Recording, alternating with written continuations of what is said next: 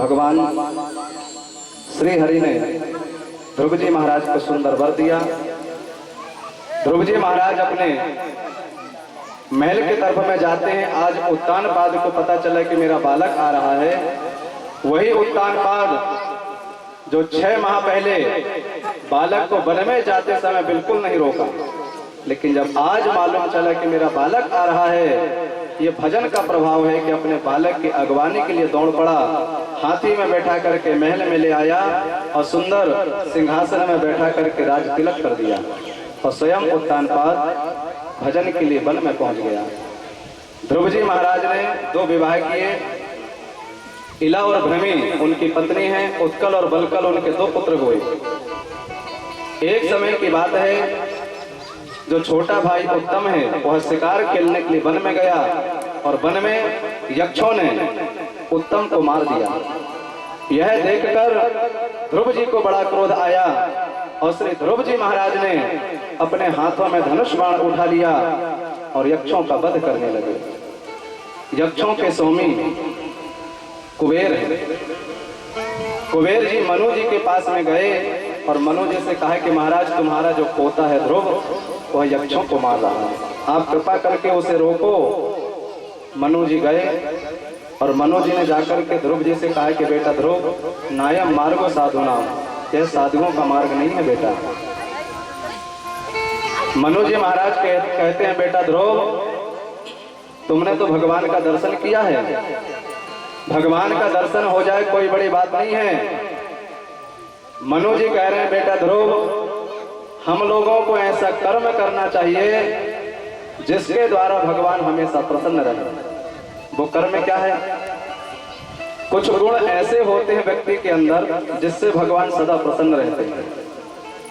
मनु जी ने कहा बेटा ध्रुव, तितिक्षा, करुण्या, मैत्रेया, चाखिल जंतसु समत्वेन च सर्वात्मा भगवान स प्रसीदति। तितिक्षा, तितिक्षा तितिक्षा का मतलब होता है सहनशीलता। अपनों से बड़ों के प्रति सहनशीलता का भाव। बड़ों ने कुछ कह दिए तो कह दिए, बड़े तो सहनशील होना चाहिए। परंतु आज के समय में कोई किसी को कुछ बोल नहीं सकता,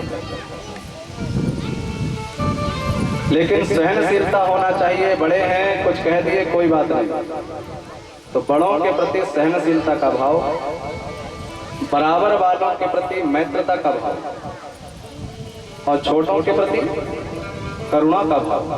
छोटे हैं, कोई काम बिगड़ गया कोई बात नहीं, छोटे हैं तो बिगड़ ही जाता है, लेकिन पता चला कि जो बड़े हैं वो छोटों के प्रति आग बबूला हो गए कि ऐसा क्यों बिगड़ गया।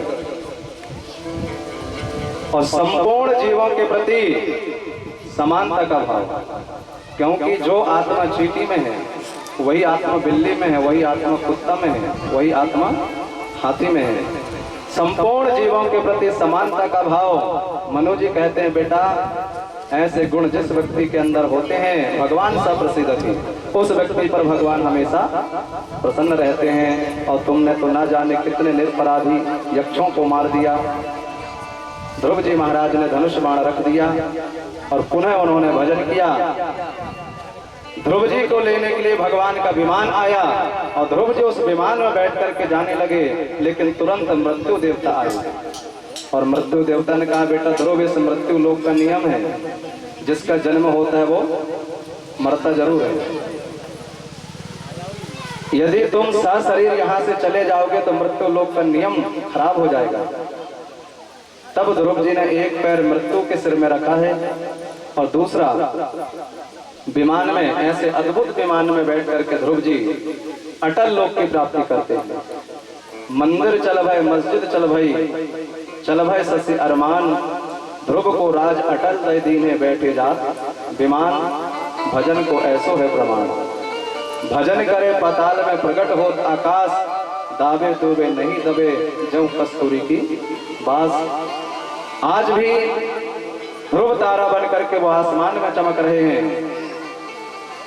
ध्रुव जी महाराज ने उत्तम लोक की प्राप्ति की और आज नारद जी महाराज प्रचिताओं की सभा में पहुंचे और जाकर के वो ध्रुव जी की खूब प्रशंसा करने लगे और प्रचेताओं से नारद जी ने कहा कि तुमने ध्रुव जी की कथा सुना है तो तुम्हें यह भी मालूम होगा कि उनका गुरु कौन था।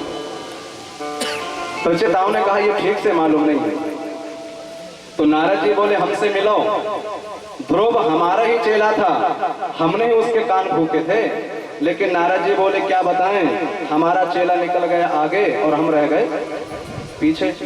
कभी कभी ऐसे ही होता है, गुरु जी रह जाते हैं पीछे और चेला जी निकल जाता है आगे।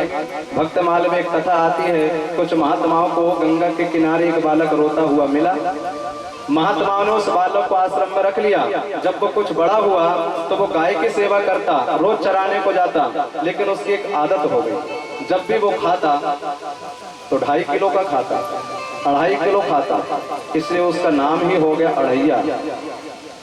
और एक दिन अढ़ैया ने क्या देखा, एकादशी के दिन जो देखो वही माला लिए बैठे। जो रसोईया थे, जो भोजन बनाने वाले थे, वो भी जाप में लगे थे।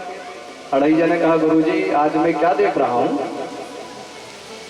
गुरुजी बोले बेटा एकादशी है। अढ़ैया ने कहा गुरुजी चाहे एकादशी हो गए, चाहे जन्माष्टमी हो गए, चाहे शिवरात्रि हो गए, मुझे तो 2.5 किलो चाहिए। गुरुजी समझ गए ये नहीं मानेगा। तो गुरुजी ने कहा बेटा आश्रम में बिल्कुल नहीं मिलेगा, एक काम कर, आज तू जो जंगल में जाता है गायों को लेकर के तो स्वयं बना लेना, 2.5 किलो लेकर के तू स्वयं चला जा। उसने कहा ठीक है आज इतना कर लूंगा, 2.5 किलो लेकिन गुरुजी ने कहा सुन, हम महात्मा हैं, जब तक भगवान को भोग नहीं लगाते तब तक हम लोग भोजन नहीं करते। अढ़ैया बोला ठीक है ये तो मैं कर लूंगा, क्योंकि अढ़ैया रोज देखता था कि भोग कैसे लगता है। मंदिर में थाली जाती है, तुलसी दल छोड़ दी जाती है, 2 मिनट के लिए पर्दा बंद हो जाता है और फिर खाना तो हम लोगों को पड़ता है। तो उसने कहा ठीक है मैं कर लूंगा। जंगल में गया, अब 2.5 किलो का बनाया, अब पर्दा कहाँ से लावे तो आंखें बंद कर दी, पटी ही बंद कर लिया और भगवान को 2 मिनट बैठ करके सोचा पुकार दूं जैसे गुरुजी पुकारते हैं। तो राजा राम आइए, प्रभु राम आइए, मेरे भोजन का भोग लगाइए। राजा राम आइए,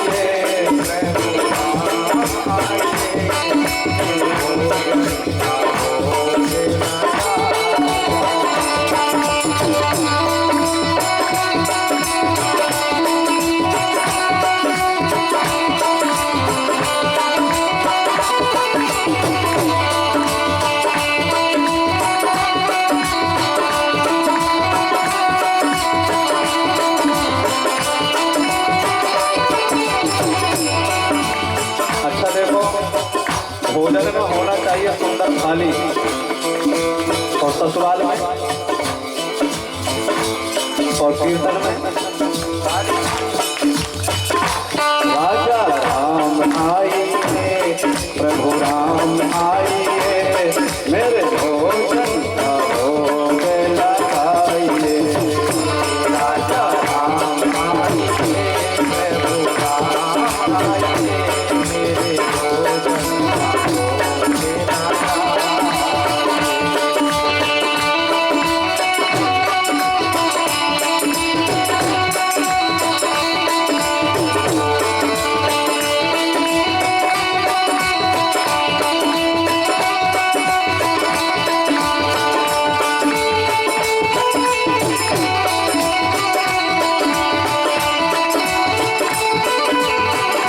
मेरे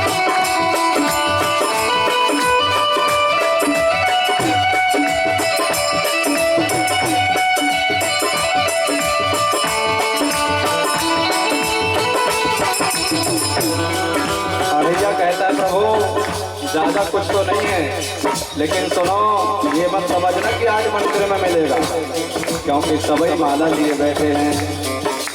आज मनी अर्धान आरती यहाँ यही मेहमानी, आज अर्धान आरती अरे रूखा सूखा खाओ प्रेम से, रूखा सूखा खाओ प्रेम से, पियो नदी का पानी। राजा राम आइए, प्रभु राम आइए, मेरे भोजन का भोग लगाइए। राजा राम आइए,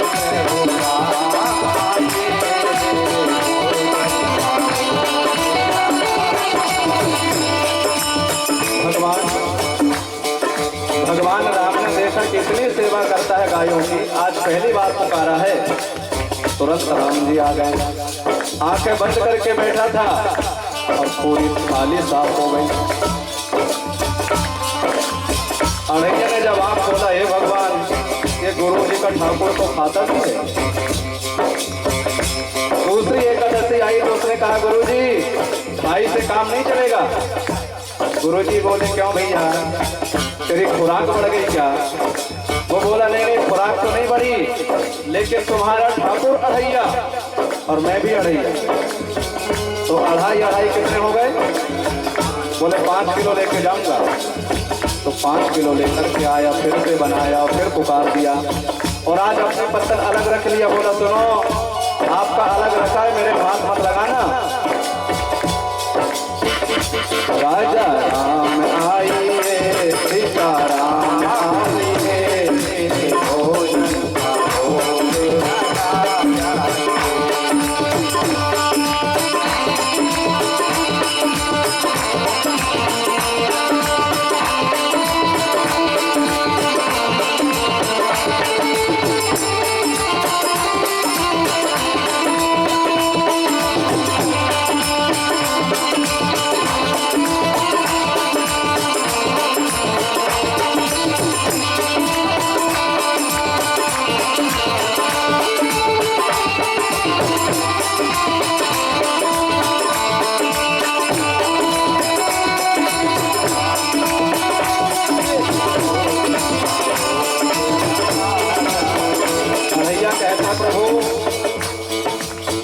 करोगे यदि सज दोगे भोजन रूपा धूपे।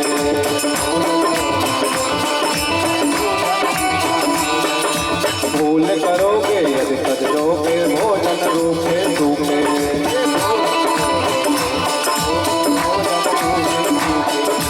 एकादशी आज मंदिर में, एकादशी आज मंदिर में बैठे रहोगे भूखे। राजा राम आइए, प्रभु राम आइए, भोजन भोजन जाइए। राजा राम आइए, प्रभु राम आइए, मेरे भोजन का भोग लगाइए, मेरे भोजन का भोग लगाइए, मेरे भोजन का भोग लगाइए। आज जब भगवान राम चले तो सीता जी ने हाथ पकड़ लिया। सीता जी बोली कि पिछली एकादशी को भी आप कहीं चले गए थे, मैं सोच रही थी कि जब आओगे लौट के तो साथ में मिलकर के फलाहार करेंगे, लेकिन आप फुल होकर के आए। तो राम जी बोले, चिंता करने की जरूरत नहीं है, 2-2 थाली भी तैयार है। राम जी के साथ में सीता जी आई, एक थाली को सीता जी साफ कर गई और एक को राम जी। अढ़ैया को बहुत गुस्सा आई और तीसरी एकादशी को कहने लगे, गुरुजी आप कुछ बताते नहीं हो, लेकिन कहा आज मैं सब कुछ सोच करके रखा हूँ। गुरुजी बोले, क्या? बोले, अढ़ैया तुम्हारा ठाकुर और मैंने तो सोचा था कि वो अकेले ही है। पिछली एकादशी को पता चला कि विवाह भी किया है, तो वो ठाकुराइन भी अढ़ैया, तो अढ़ाई तो 5 तो हो गए, लेकिन कहा गुरुजी जब उसने विवाह किया है तो 4-6 जरूर होंगे, और जैसे माता पिता होते हैं वैसे बालक भी होते हैं, इसलिए मैं तो पूरे 50 किलो लेके जाऊंगा। गुरुजी बोले, ठीक है ले जा। जब वो लेके चल दिया तो गुरुजी ने मन में विचार किया, पता नहीं क्या कहता है, कुछ समझ में बात आती नहीं, कहीं ऐसा तो नहीं इसने धंधा शुरू कर दिया हो, जंगल में ले जा करके अनाज को बेचता हो। 2-4 शिष्यों को साथ में लेकर के पीछे देखने को आए। इसने पूरा भंडारा बड़ी मेहनत करके तैयार किया और अपनी पत्तल आज अलग रख दिया और कहा, प्रभु ये सब तुम्हारा है, तुम जानो और ये जाने, लेकिन मेरी पत्तल में हाथ मत लगा दो। भगवान को पुकारा, भगवान चले और आज वन में बहुत से बंदर मिल गए। बंदरों ने कहा, जय जय सरकार, इतनी हमने सेवा की थी आपकी और आपने बिल्कुल भुला दिया। भगवान बोले, बिल्कुल नहीं भुलाया, अरे चलना है तो चलो, पूरा भंडारा तैयार है। बंदरों को साथ में लेकर के आ गए। अब बोलो, बंदर कहीं पहुंच जाए कुछ बचेगा? गुरुजी चुप करके देख रहे थे। गुरुजी ने कहा कि मैं तो भोग लगाते मंदिर में बूढ़ा हो गया, दाढ़ी सफेद हो गई, कभी भगवान ने थाली का एक दाना भी उठा करके नहीं खाया। और कहा देख लो यड़हिया को, 3 एकादशी हो गई भगवान इसके पास में आते हैं। गुरुजी कहते मैं तो पीछे रह गया, मेरा चेला आगे निकल गया। यही बात नारद जी कह रहे हैं कि मैं पीछे रह गया और ध्रुव आगे निकल गया। शौनकादि ऋषियों ने पूछा कि महाराज, परीक्षित जी ने पूछा कि भगवान ने प्रचेता कौन थे जिनकी सभा में नारद जी महाराज ने ध्रुव जी की प्रशंसा की। सुखदेव जी कहते हैं हे राजन, ये जो प्रचेता हैं ध्रुव के वंशज थे। आगे इस वंश में राजा अंग हुआ। राजा अंग बड़ा धर्मात्मा था, लेकिन इसका जो बालक हुआ बैन, ये अपने नाना पर गया था, बड़ा अधर्मी था।